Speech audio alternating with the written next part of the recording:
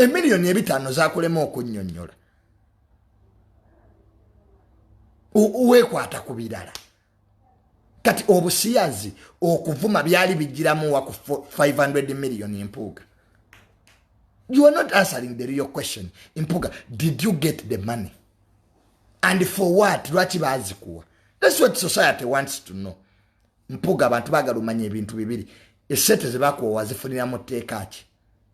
Zaali zaaki? Otuweyo n'omulala mu opposition yali azifuni. Period.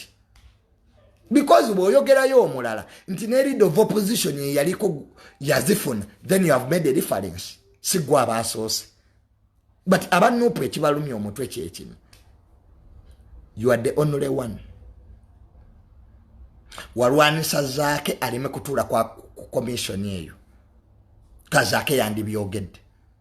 Kati kino kituzaayo ku kiri lwaki Zaake bamulwanisanga. That's kati this is an eye opener. Kati it was Zaake ye mubi. Not one Zaake taina mpisa. But it was intended to fight Zaake, not to sit on that commission, so that Mpuuga mwega bida set now ba commissioner, kana neba commissioner bali bafuna bina. So I do think nti Honorable Mpuuga ebirala byonna wabyogera bulungi naye ekya ssente ky'obulwayo okunnyonnyola.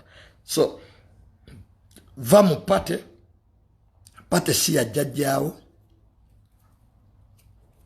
sigwa asoose okubeera mu politics, sigwa asembye. Mpuuga obadde mupya okumala emyaka 2, abannayuganda tolina ky'obabanja, tolina ky'otubanja Mpuuga. For 20 years you have been in parliament. Tolina kipya ky'ogenda kuleeta Mpuuga. Nothing new. Mubeera wano muyimba Museveni aveko bibeera mu State House Kironga byambadde Gomez. Watugamba doli mugaggo ina amasomero wagajjawa.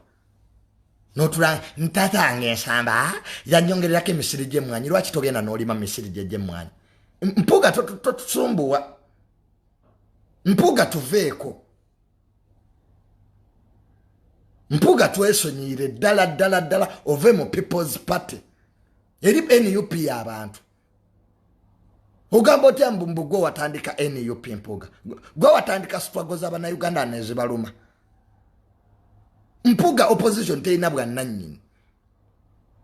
Kwata olugezigezi lwo oluzza e Masaka. Genda Mpuuga otandika ekibiina ekikyo. Owabulenga bw'oyagala. Tumalaako mirembe.